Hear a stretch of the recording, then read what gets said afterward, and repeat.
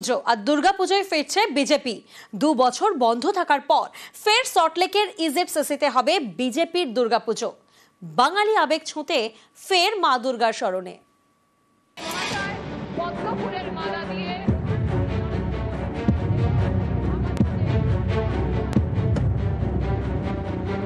जय मां काली,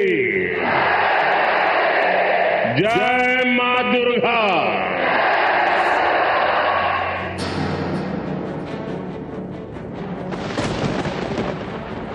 আগামী বছর রাজ্যে বিধানসভা নির্বাচন। বাঙালি জাত্যাভিমানে শান দিয়ে পথে নেমেছে তৃণমূল। বসে থাকছে না বিজেপিও। বাঙালি আবেগে শান দিতে তারা দুর্গাপুজোয় ফিরছে। এবছর সল্টলেকের ইজেডসিসিতে ফের পুজোর আয়োজন করছে পদ্মশিবির। দায়িত্বে থাকবে বঙ্গ বিজেপির সাংস্কৃতিক শাখা।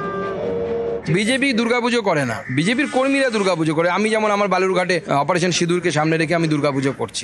বাঙালি অস্মিতা আলাদা করে শান দেওয়ার প্রয়োজন নেই। আমাদের থেকে মাছে ভাতে বাঙালি আর কে হতে পারে? গুজরাটের পার্টি অফিসে গিয়েও আপনি ডক্টর শ্যামাপ্রসাদ মুখার্জির ছবি দেখতে পাবেন, যিনি মাছ ভাত খেতেন। 2021-এর বিধানসভা ভোটের আগে প্রথমবার পশ্চিমবঙ্গে ঘটা করে দুর্গাপুজো করে বিজেপি। 2020 সালে ষষ্ঠীর সকাল ভার্চুয়ালি পুজোর উদ্বোধন করেন নরেন্দ্র মোদী।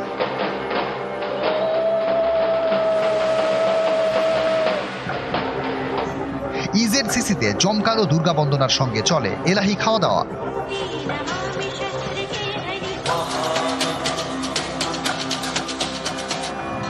একুশে বিজেপি বঙ্গজয়ের স্বপ্ন ধাক্কা খায়। তারপর থেকে ইজেডসিসিতে বিজেপির দুর্গাপুজো জৌলুস হারিয়েছে।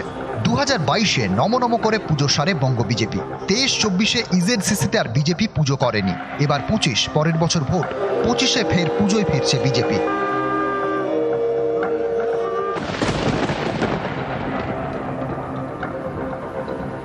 গত কয়েকটি ভোটে বিজেপির গায়ে বহিরাগত দলের তকমা লাগিয়ে দিতে অনেকটাই সফল হয়েছে তৃণমূল। এবারও বিজেপি শাসিত রাজ্যে বাঙালি পরিযায়ী শ্রমিকদের হেনস্থার অভিযোগে চড়া সুর তৃণমূলের।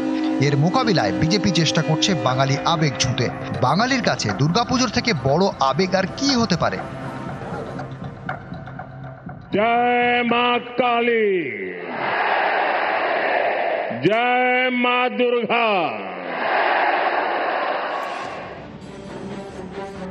26-এর বিধানসভা নির্বাচনের আগে ফের একবার ইজেডসিসিতে আয়োজিত হতে চলেছে বিজেপি সংস্কৃতি সেলের তরফ থেকে দুর্গা উৎসবের। কেন্দ্রীয় হেভিওয়েট নেতার হাত ধরে হতে পারে এই পুজোর উদ্বোধন। তবে বিজেপির বাঙালির মননে প্রবেশের চেষ্টা কতখানি ভোট বাক্সে প্রভাব ফেলে সেটাই দেখার। ক্যামেরায় বিপুলের সঙ্গে সুস্মিতা, নিউজ 18 বাংলা, কলকাতা।